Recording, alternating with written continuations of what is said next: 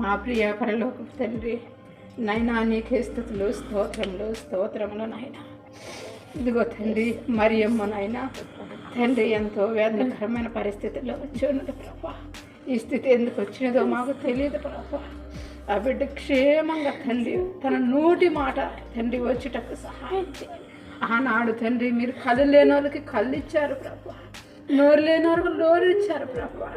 ఈ బిడ్డలో ఉన్నట్టు ప్రతి అవయవమును ముట్టండి, స్వస్థపరచండి, సహాయం చేయండి ప్రభా. క్షేమంగా ఇంటికి తిరిగి వచ్చేటప్పుడు సహాయం చేయండి ప్రభా. ఈ బిడ్డకనైనా అన్ని విషయాల్లో తోడుగా ఉండండి, నీడగా ఉండండి, సహాయం చేయండి. నీ శక్తితోటి నింపండి ప్రభా.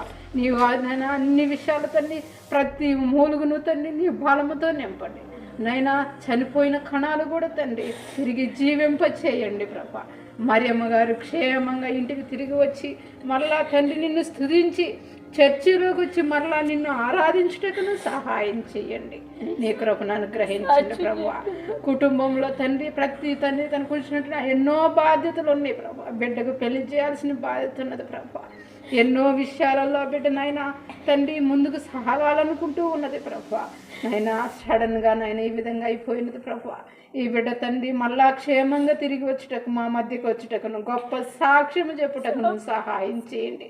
మీరే ఉండి నడిపించి ఆశీర్వదించి బలపరచగలరని మా ప్రభువును ప్రియకుమారుడు యేసుక్రీస్తు నామమును అడిగి వేడుకుంటూ ఉన్నాము తండ్రి.